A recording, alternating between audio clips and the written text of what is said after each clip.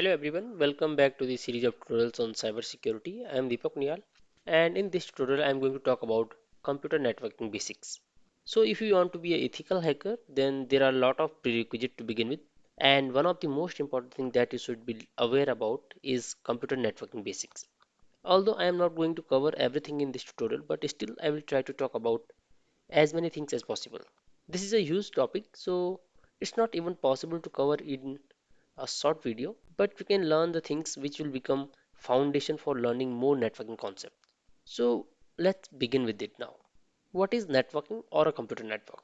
So in simple terms, computer network is two or more computers connected together for the purpose of communicating data using a set of rules or standards which are known as protocols. So you can see I have drawn some computers here which are connected together, and there could be multiple topologies available using which these computers could have been connected.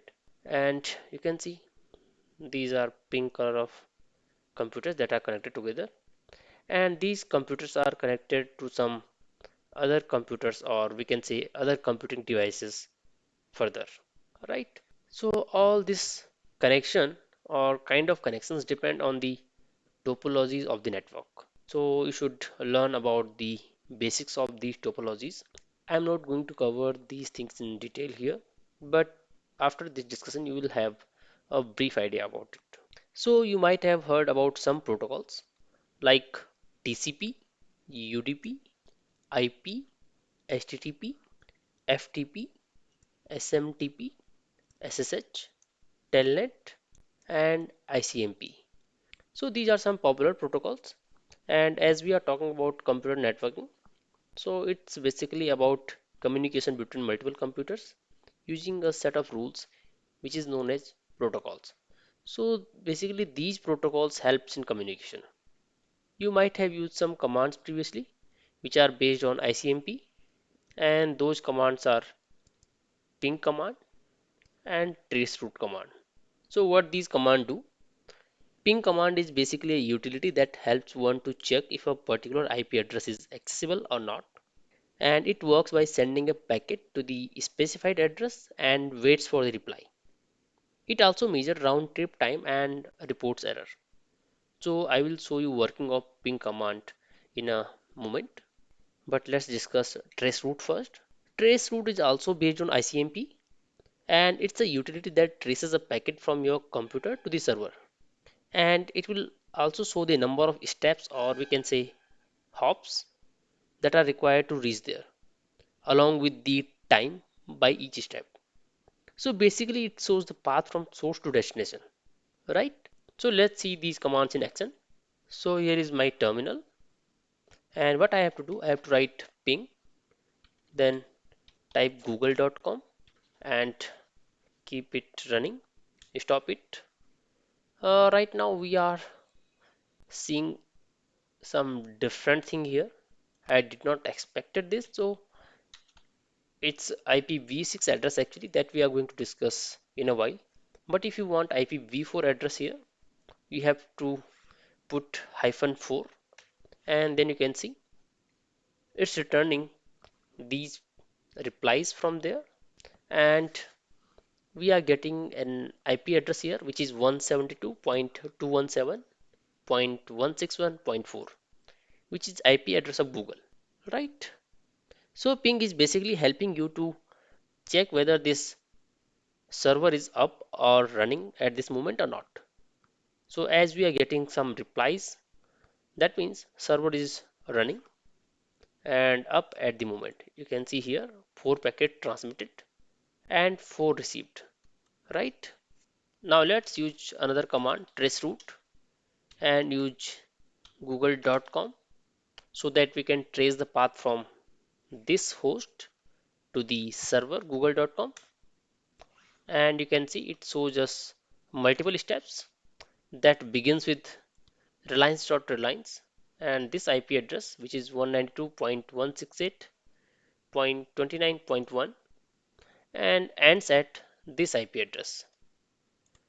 So now I hope you would have understand this thing a bit, that what is the difference between ping and traceroute. Now let's talk about one more important question here.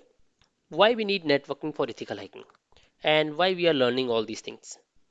So answer is very simple. These days everything is connected through internet. So we need to have an idea of the ways devices communicate if you want to ethically hack them or find their vulnerabilities using penetration testing. So you can see we are using Kali Linux at the moment, and it's best distribution of Linux for the purpose of penetration testing. It has lot of resources here. You can see we have tools for information gathering, vulnerability analysis, web application analysis, and so on, right? So you can explore these tools, which we are going to do further in this series of tutorial. You can see that there is a popular tool here, which is Nmap, and this is short for network mapper, which is free open source tool for vulnerability scanning and network discovery. So if you want to use it properly, you have to learn the basics of networking, right? So now we are going to begin with learning network basics first, and in that we'll briefly discuss about OSI and TCP IP model first. So what is a OSI model? It is basically a conceptual model that characterize and standardize the communication using a set of protocols. And it is consisting of 7 layers. So first layer is application layer at the top. Second one is presentation layer. Third one session layer. Fourth one transport. The fifth layer it's network layer. Six is data link layer. And the final layer is physical layer. There is another model also which is called TCP and IP model, and it helps to determine the way a specific computer should be connected to the internet and how it should transmit data between them. And this TCP IP model is consisting of 4 layers. So basically these 3 layers, application, presentation and session, are combined into one layer called application layer. Transport is same and it's called transport layer. Network layer is called internet or network layer. So both the names are allowed here. And finally, the data link layer and physical layer are combined into one layer, and it is called network interface. So basically these are two models which standardize the communication between multiple computers using set of protocols. So there are multiple protocols as we already discussed. So as we said, SMTP is part of this application layer protocol. Similarly, TCP and UDP are protocols of transport layer. There is another important protocol which is IP, and it's part of this internet or network layer. And basically the name of this model is taken from these two protocols, TCP and IP, because these are very important protocols for communication. And the last layer here is in network interface. So how this layer helps in communication? So let us suppose you have two devices, device A and device B, and these two devices want to communicate with each other. So if this device is sending data to B, you can consider layer 1 at the top and layer 7 at the bottom, and similarly here layer 7 at the bottom and layer 1 at the top. So data is generated from this layer, which is called application layer. So data gets generated from here, goes down like this. So here in this case it's like this, and the actual communication takes place here where the data is sent in form of signals. So data will go to another device like this, and there will be lot of things in between that I am leaving as of now. And then data goes up to another device and finally interpreted here, right? So communication takes place in both direction, downward direction as well as upward direction, right? Now let's talk about another important thing, that is most important in my view at this point of time, which is IP address. I hope you all have heard about IP addresses. So let's talk about it more and understand it in more detail. So basically there are two versions, IPv4 and IPv6. IPv4 is basically 32 bits address and IPv6 is 128 bits address. To understand about IP addresses, you can use ifconfig command, and here you can see we have inet, which is 192.168.29.17, which is IPv4 address, and then there is inet 6, which is IPv6 address. So let's discuss more about this. So as we talked about this, that IPv4 is 32-bit address. So basically IPv4 is like this and has four parts, and one part is known as octet, right? So basically we have four octets here, one octet, two, three, and four, right? And if you convert it in bits, these are 32 bits. So total addresses that are possible here are 2 to the power 32, which is approximately 4 billion, right? But if you count the population of world, it's more than 7 billion. But when we want to communicate with each other, address of a device should be unique, right? But if we have 4 billion unique addresses, how can we accommodate such a large population? And one person can have multiple devices. So that's a bit difficult, right? So due to this increasing population, devices will cause problem in communication and addresses will be exhausted. So we need to use some high range of addresses.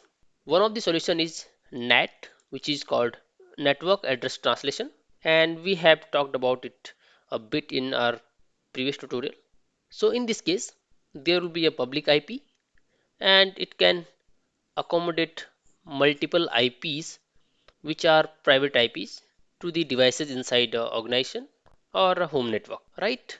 So if this public IP is 1 and another public IP is 2, and it is also assigning some private IP addresses to some other devices, so it could have address A, B, C, and D, and these devices could have also A, B, C, and D addresses, right? But as these addresses are private, they are not going to conflict. But these public addresses should be different or unique, right? So this is one solution. Another solution is using IPv6 address, and as it has 128 bits, so the total addresses that IPv6 could have are 2 to the power 128, and it's roughly 3.4 into 10 to the power 38, and this is very huge number, right? And these addresses are not going to be exhausted. But right now we are using both the addresses, IPv4 and IPv6. Now as I discussed about public and private, so there is a concept of public and private IPs also. Public IPs are generally the IP addresses which are used to access the internet. So we'll talk about this. And then there are some private IP addresses that are unique behind a router. So these are unique but behind this router. So if it is A, none of these IP addresses could be A, right? And if this is public IP address and it is 2, then none of the public IP address could be 2, right? So if you want to check your public IP address, you can go to the Google and search here my public IP address, and let's wait for it. And now you can see this is my public IP address, 49.36.169.249.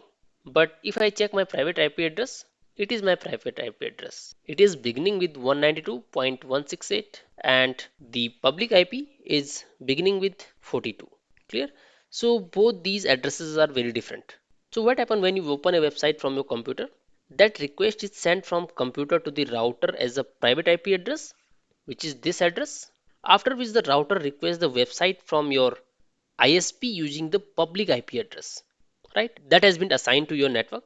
And once that request has been made, the operation are reversed. So the IP sends the address of the website to your router, which forward the address to the computer that asked for it, right? So there is a range of private and public IPs, and let's talk about private IPs first. So certain IP addresses are reserved for public use and other are for private use. So if we talk about private IP addresses, there is a range that begins with 10.0.0.0 to 10.255, 255.255. So this is one range for private IP address. Another is 172.16.0.0 172.31.255.255. Another one is 192.168, and you have just noticed that my private IP address was this 192.168, and then there is some another number after that, but that was obviously in this range that I am writing here. So that was private IP address, right? And what about public IP addresses? Excluding the addresses above, public IP addresses range from 1 to 191. So basically starting from 1 to 191, all IP addresses are public, right? But you need to exclude all these addresses from here, and then this becomes public IP addresses. So if we talk about 192 point everything after this, these kind of addresses are not registered publicly, which means they can only be used behind a router as private IP addresses. And this range is where most private IP addresses fall, which is why the default IP addresses for most routers is in this range. So let's check the IP address of my router. So it's 192.168.29.1, and here you can see my router opens with this. Now there is one question, can you hide your public IP? So answer is very simple. You cannot hide your public IP address from ISP because all of your traffic has to move through them before reaching anything else on the internet. However, you can hide your IP address from the website you visit as well as encrypt the data transfer by first filtering your data through a virtual private network. So what is this virtual private network and how can we use that? So I have installed one VPN. First check my public IP address here. It's 49.36.169 and then 249. Now let's use this Hideman VPN, and I am using the server of Germany at this moment and this is on. So I will open this in another tab and just show you the IP address that I get now. So you can see now it is getting 78.47 and location of this is Germany.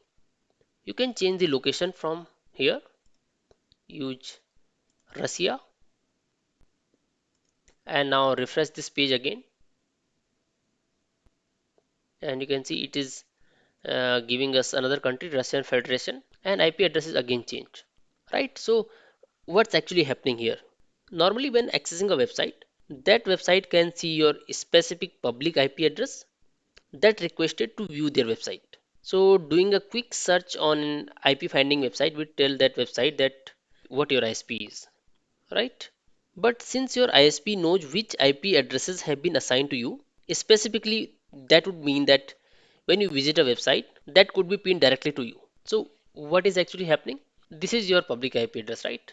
And when you are accessing this website will contact your ISP and then your ISP can pinpoint to you because they know which is actually accessing this website. Clear? And now what VPN is doing? VPN adds another ISP at the end of your request and this is that ISP now. So before you open this website, this ISP is added to your request, right? So once you are connected to the VPN, the same process as we discussed before takes place, but this time the IP address that this website sees is this one instead of this, right? So basically they are seeing the IP address that has been assigned to you by the VPN and not the ISP. So basically if they want to pinpoint to you or they want to find out you, they cannot contact your ISP now they have to contact this VPN service provider. So basically, revealing your identity is dependent on VPN now. Sometimes it's difficult because VPN are in some countries where these laws or these kind of things doesn't matter, so they might not reveal your identity, right? So I hope you got an idea about these things now, what IP address is, what networking is, public and private IPs, and some commands like ping and traceroute. It's not enough for networking basics for ethical hacking till now. We are going to cover few more things, but as this lecture is very lengthy, so I will wrap up this tutorial right now, and we'll cover few more things in next tutorial, right? So if you have any doubt or query regarding any of these things, you can write your queries in the comments, and I will try to respond back as soon as possible. So see you in the next video with some new concepts. Till then, thank you so much.